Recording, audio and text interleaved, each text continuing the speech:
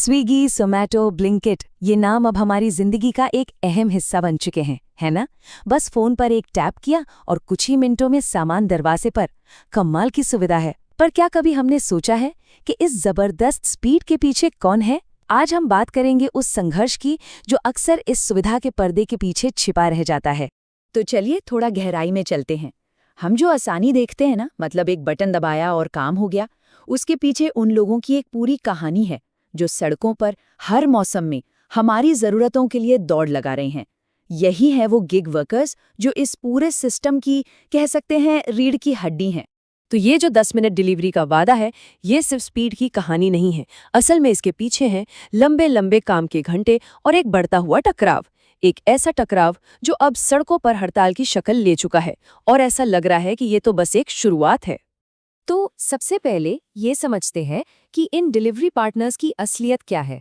मतलब सड़कों पर उनकी जिंदगी असल में होती कैसी है। तो ये गिग वर्कर आखिर हैं कौन? ये वो लोग हैं जो स्विगी, ज़ोमैटो, ब्लिंकिट जैसी कंपनियों के लिए ऑन डिमांड काम करते हैं। दिलचस्प बात यह है कि कंपनियां इन्हें पार्टनर बुलाती हैं, कर्मचारी नहीं। और बस यहीं से असली दिक्कतें शुरू हो जाती हैं, क्योंकि जो अधिकार और सुरक्षा एक पारंपरिक कर्मचारी को मिलती है, वो इन्हें नहीं दी जाती। अब इस पूरे विवाद की जो सबसे बड़ी वजह है ना, वो है पैसा, यानी घटती हुई कमाई। वर्कर्स का सीधा आरोप है कि नए रेट कार्ड आने के बाद से उनकी कमाई लगभग आधी हो गई है।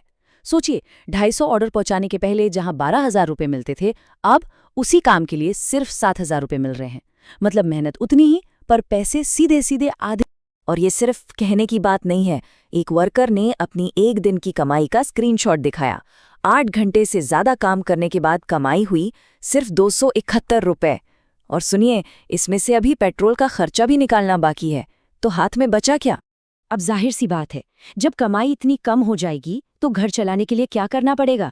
ज्यादा घंटे काम। एक डिलीवरी पार्टनर ने बताया कि अब खर्चे पूरे करने के लिए उन्हें 17 से 18 घंटे सड़कों पर रहना पड़ता है। सोचिए, दिन में 17-18 घंटे। और ये संघर्ष सिर्फ पैसों का नहीं है, दिक्कतें और भी हैं।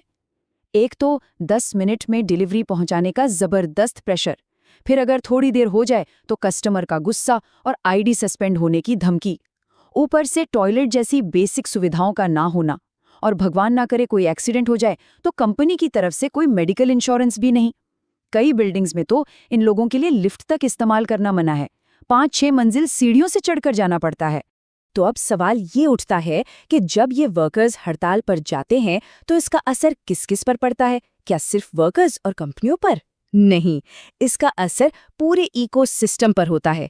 चलिए देखते हैं कैसे। सबसे पहले तो असर पड़ता है रेस्टोरेंट्स पर। रेस्टोरेंट मालिकों का कहना है कि इन हड़तालों की वजह से उनके बिजनेस में 80% तक की गिरावट आई है। 80%! ये बहुत बड़ा नंबर है। जरा सोचकर देखिए, एक रेस्टोरेंट वाले के नजरिए से ऑर्डर आ रहे हैं, किचन में खाना बन रहा है, लेकिन उससे उठाकर ले जाने वाला कोई नहीं है। उनका तो पूरा का पूरा बिजनेस मॉडल ही इन डिलीवरी पार्टनर्स पर टिका है, और जब वो नहीं होते तो सब ठप। और फिर बात आती है हम जैसे ग्राहकों की। हमारी सुविधा भी तो इसी सिस्टम से जुड़ी है। एक कस्टमर ने बताया कि पार्टी सीजन में अगर सामान टाइम पर ना आए तो सारी प्लानिंग धरी की धरी रह जाती है। तो कहीं न कहीं ये हड़ताल हम सबको प्रभावित करती है। तो अब आते हैं इस टकराव के बिल्कुल सेंटर में कि आखिर ये लड़ाई है किस बात की। एक तरफ है वर्कर्स की मांगे और दूसरी तरफ है कंपनियों का रिएक्शन।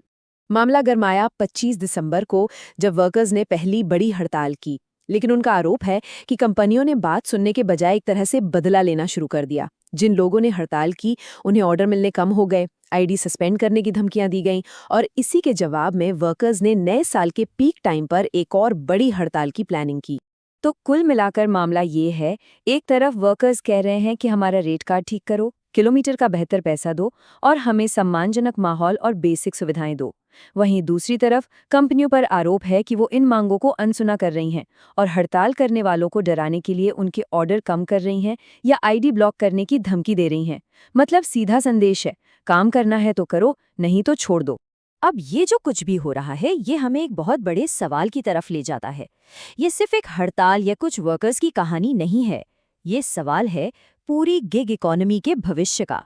सोचिए, ये पूरा सिस्टम बनाया गया है स्पीड और कम लागत के ऊपर।